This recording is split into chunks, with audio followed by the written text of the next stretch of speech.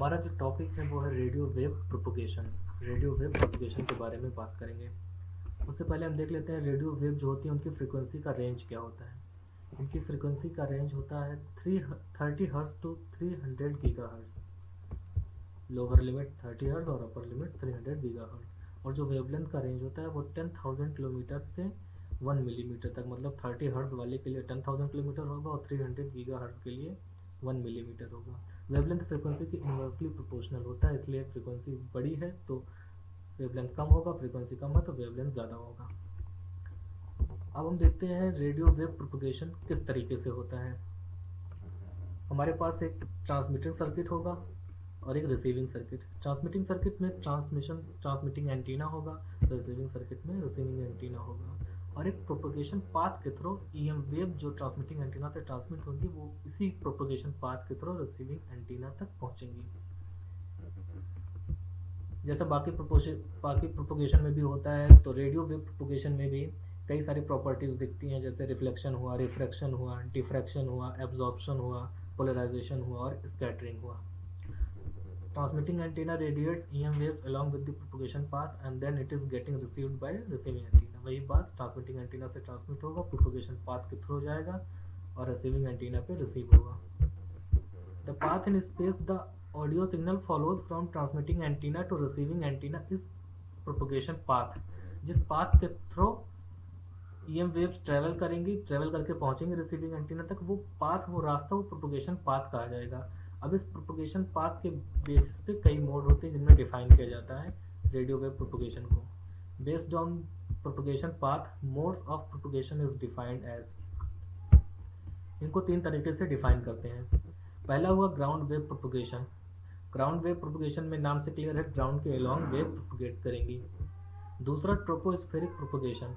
Tropospheric propagation में troposphere layer से EM wave reflect होकर स्कैटर होकर वापस आएंगे रिसीविंग एंटीना तक।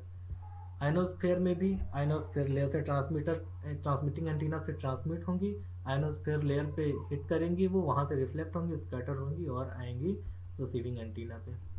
सबसे पहले देख लेते हैं वे डायग्राम ग्राउंड वेव प्रोपोगेशन। ये हमारा अर्थ हुआ, ग्राउंड हुआ, ये ट्रांसमिटिंग एंटीना, ये रिसीविंग एंटीना, ये ट्रांसमिटिंग एंटीना से ट्रांसमिट हुआ और ये अलोंग विथ ग्राउंड ये रिसीविंग एंटीना तक पहुंचेगा। इसका ऊपर ट्रोपोस्फेरिक लेयर आयनोस्फेरिक लेयर से कोई लेना देना नहीं है, ये ओनली अलोंग विथ ग्राउंड है, इसलिए इसको ग्राउंड वेव प्रोपोगेशन कहते हैं। उसके बाद जो हमारी दूसरी कैटेगरी है वो है ट्रोपोस्फेरिक प्रोपोगेशन। ट्रोपोस्फेयर जो लेयर होती है वो अर्थ से अप्रॉक्सीमेट 16 किलोमीटर की हाइट पे होती है ट्रोपोस्फेरिक लेयर। तो ट्रांसमिटिंग, इस केस में ट्रांसमिटिंग एंटीना से ईएम वेव ट्रांसमिट होंगी, वो ट्रोपोस्फेरिक लेयर पे इस प्रोपोगेशन पाथ के थ्रू कहीं पे लेट से पॉइंट ए पे हिट करेंगी और वहाँ से रिफ्लेक्ट होंगी और स्कैटर होंगी और वहाँ पे रिसीविंग एंटीना तक पहुँचेंगी। ये हुआ ट्रोपोस्फेरिक प्रोपोगेशन। तीसरा है आयनोस्फेरिक प्रोपोगेशन, आयनोस्फेयर लेयर के थ्रू जो होती है। इस केस में अर्थ से ट्रांसमिटिंग एंटीना से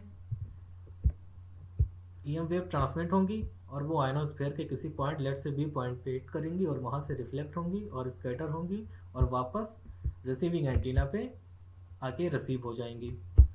तीनों में जो फर्क आया है वो प्रोपोगेशन पाथ का फर्क आया। ग्राउंड वेव में along the ground, tropospheric layer में ट्रोपोस्फेयर लेयर पे हिट करने के बाद वापस आई, आयनोस्फेयर में आयनोस्फेरिक लेयर पे हिट करने के बाद वापस आई। तो इस जो रास्ता है, ये जो वे है, ये जो पाथ है, इसी की वजह से फर्क आया है और इस वजह से तीन कैटेगरी में डिवाइड किया गया है। ट्रोपोस्फेरिक लेयर और आयनोस्फेरिक लेयर को, इन दोनों को एक साथ कंबाइन करके स्काई वेव प्रोपोगेशन भी कहते हैं। स्काई वेव इसलिए कहते हैं क्योंकि ये स्काई में जो लेयर होती हैं उनसे रिफ्लेक्ट होकर, उनसे हिट होकर ये वापस आता है, इसलिए इसको स्काई वेव रिफ्लेक्शन कहते हैं, स्काई वेव प्रोपोगेशन कहते हैं, sorry. Combination of ionospheric propagation and tropospheric propagation is known as sky wave propagation। Further एक और प्रोपोगेशन का मोड है, वो है लाइन ऑफ साइट, इसको LOS भी कहते हैं। LOS में क्या होता है, ट्रांसमिटिंग एंटीना से EM वेव ट्रांसमिट होंगी और वो सीधे रिसीविंग एंटीना पे रिसीव हो जाएंगी। ये काफ़ी सिमिलर है ग्राउंड वेव प्रोपोगेशन के, लेकिन इन दोनों में फ़र्क क्या है? Signal directly goes from transmitting antenna to receiving antenna. Ground wave propagation में अलोंग द ग्राउंड ये ट्रांसमिट होती है, ये ट्रैवल करती हैं जो वेव्स होती हैं, लेकिन LOS में सीधे ट्रांसमिटिंग एंटीना से ट्रांसमिट होंगी और रिसीविंग एंटीना से पहुंच जाएंगी। इसमें अलोंग द ग्राउंड का कोई जिक्र नहीं है। Thank you.